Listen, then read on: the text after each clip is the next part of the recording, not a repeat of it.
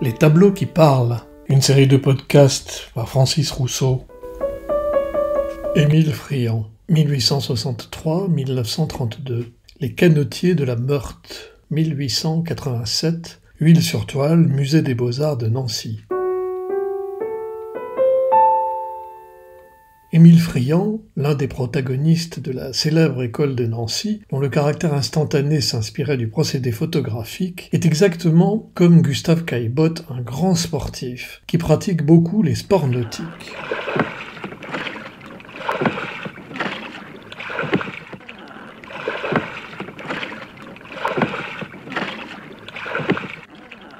Dans les canotiers de la Meurthe que nous observons, il représente une scène prise sur l'instant d'un pique-nique au bord de la Meurthe. Bien que le tableau ait été finalisé et peint en 1888 dans son atelier, Émile Friant s'était inspiré de ses balades au bout du boulevard de l'Avenir quand il se rendait à l'aéroclub de l'Est dont il était président.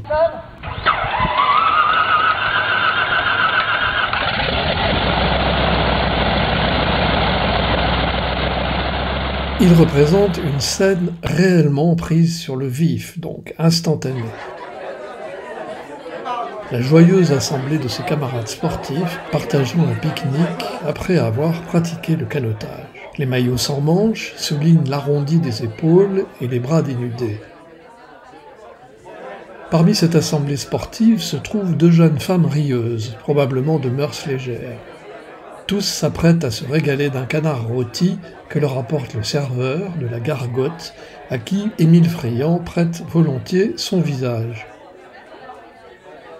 L'un des canotiers, moustachu et coiffé d'une casquette, plus mûr, tranche une miche de pain, cigarette aux lèvres, l'air préoccupé. Un autre verse du vin dans des verres sans pied. Une scène joviale et populaire, donc en apparence, mais en choisissant exactement 13 personnages, Émile Friant, selon certains spécialistes, se serait amusé à évoquer la scène, celle du Christ et des 12 apôtres.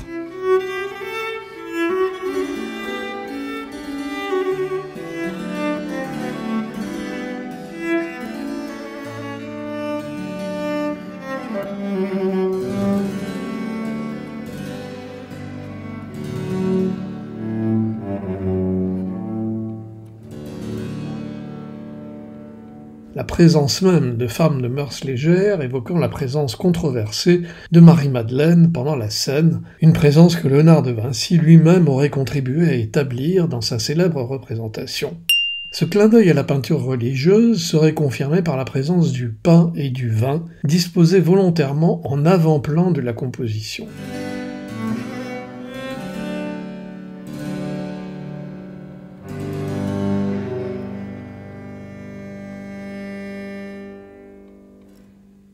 On a été tenté aussi de voir, dans cette scène de repas entre camarades du club nautique, le reflet de l'émulation fertile du groupe de jeunes artistes qui bousculait alors le monde de l'art nancéen. Friant, Majorelle, Daume, Prouvé, Gallet, Gruber ou Vallin.